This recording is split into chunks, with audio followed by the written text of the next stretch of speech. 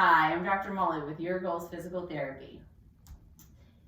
The other day, I was at the gym that I work out of, and I overheard a conversation between a personal trainer and their client. And it went a little bit like this. So, you know that I have hip problems, and so I can't really train this area. I need to avoid working out anything directly related to this hip. In fact, even being on this bike is making me a little uncomfortable. And the person was sitting on a recumbent bike where your feet are kind of out in front of you. And so that's where my little physical therapy ears perked up, because ultimately that's a relatively low stress activity for somebody, even with a hip issue. And so, but it made me think about how many people that I know, personally and professionally, that have left physical therapy still believing that their joint or their body part is just junk, and that there's no goods coming out of that body part, that they have to avoid using it at all costs, and that basically they just end up limiting all the things that they want to do in their life. And so and I mean, honestly, that can be anything from just a general hip problem to maybe even somebody who had a hip replacement. So you're going to go through all the stress of having a hip replacement, only to still 6 months later be saying this hip is junk and this doesn't work. And to me, that's a failure on the physical therapy side of life.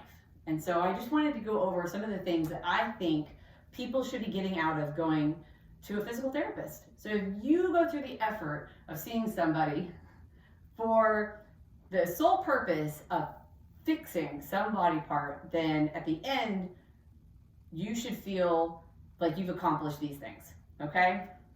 So first, we should be helping you get rid of your pain, 100%, right? So sometimes things can be a little achy occasionally, but on a day-to-day basis, you should not have huge amounts of joint pain in the area that we're supposed to be helping you with, right? So if you come in for your hip, after rehab, that hip shouldn't really be a problem anymore, right? I mean, that's the whole point of coming.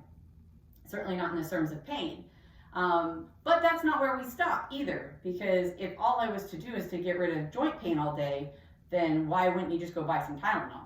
So the other parts of what I should be helping people with every day is helping you heal that tissue. There's a reason that there is pain and I keep using this reference because of the conversation I had, but in your hip.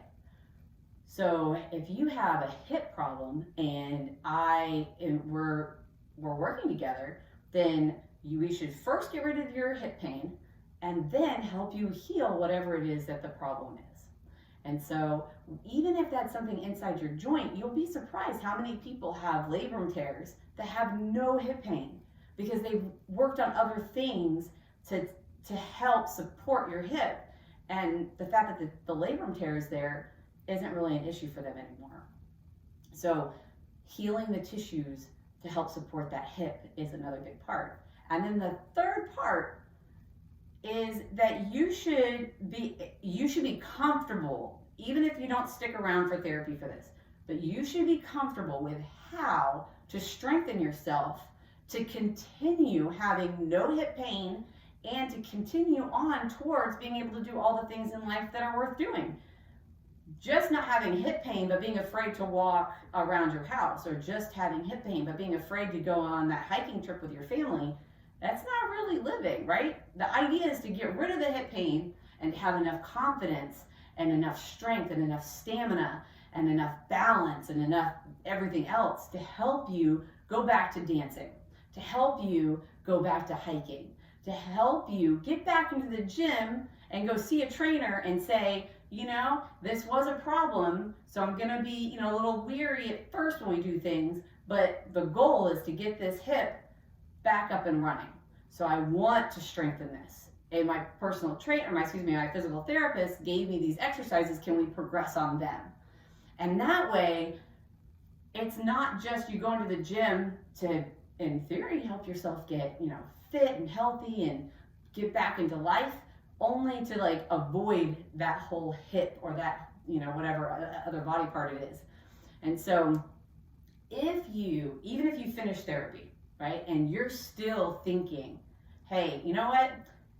This back is junk. I can't do anything that's going to stress it out because it's just going to break down again. Or if you're thinking, you know, that I just can't do these things because of my hip or my back or my whatever it is, then perhaps you need to seek out therapy again, or try to find somebody who will work with you to help you build up that confidence. Because especially if you're 40 and 40, 50 years old, that is not the end of life, right? We still have so much more to go, and you should not feel limited by random joint pain at all. There is a way to make it through to the other side. There is a way to not just not have pain, but to get back to all the great things that there are. There are so many adventures and so many things, even in the city of Houston, that you should not be missing out on. So I hope that you're having a great day, and we'll talk to you later.